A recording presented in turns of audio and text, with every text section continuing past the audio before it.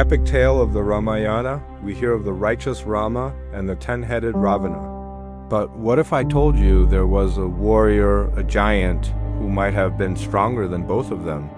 His name was Kumbhakarna, the Colossus of Lanka. His shadow could swallow armies, and his appetite could empty kingdoms. Yet, he's remembered not for his incredible strength, but for his incredible sleep. And the reason why this invincible giant spent most of his life in a deep slumber is a fascinating story of divine intervention and a tragic slip of the tongue. Long before the Great War, the three demon brothers, Ravana, Kumbhakarna, and Vibhishana undertook extreme penance to please Lord Rama, the creator. For thousands of years, they subjected themselves to fire and ice, pushing their will to the absolute limit. Finally, Brahma descended, ready to grant them their boons. Ravana asked for invincibility against gods and demons. Vibhishana asked for the boon of unwavering righteousness. And then it was Kumbhakarna's turn. Up in the heavens, the gods were terrified. They knew Kumbhakarna wasn't arrogant like Ravana. He was a pure force of nature. If he remained awake, his hunger alone could consume the world. In desperation, Indra, the king of the gods, pleaded with Goddess Saraswati, the goddess of speech and wisdom. He begged her, "Mother, if Kumbhakarna asks for our annihilation, the universe is doomed. You reside on the tongue of all beings. Please, I beg you, twist his words."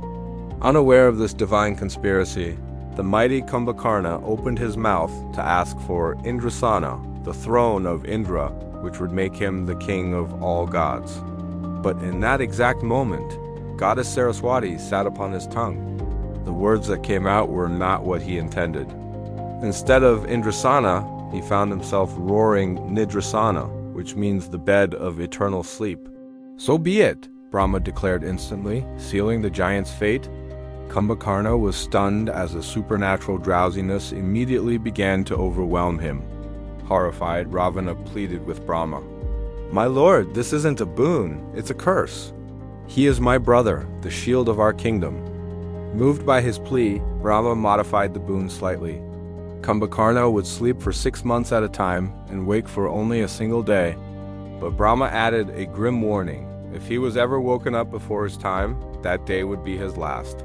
Years passed, and the great war between Rama and Ravana began. The demon army was being crushed. A desperate Ravana made the fatal decision to awaken his sleeping brother. It was an epic undertaking. Thousands of drums were beaten beside his ears. Elephants were marched across his chest. Mountains of food were piled high to entice him with their smell. Finally, the Colossus awoke.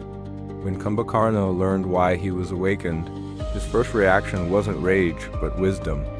He scolded Ravana, "Brother, you have abducted the wife of a righteous man. This is foolishness, not bravery." Rama is no ordinary mortal. But despite knowing Ravana was wrong, his loyalty was absolute. "I know we will lose," he said with a heavy heart. "I know Rama is divine, but I will not abandon you in your time of need. I will fight, and I will die for you." Kumbhakarna marched onto the battlefield like a moving mountain, decimating the monkey army. He was an unstoppable force, swallowing soldiers whole. It took the divine power of Lord Rama himself to finally bring the great giant down. As Kumbhakarna fell, he wasn't crying out in pain. He was smiling, looking at Rama, grateful that his long, cursed sleep was finally over, and that he was receiving liberation at the hands of God. His story is a powerful reminder of loyalty, fate, and the tragic consequences of a single twisted word. Thanks for watching. If you enjoyed this story, be sure to subscribe, and hit that notification bell for more tales from ancient mythology.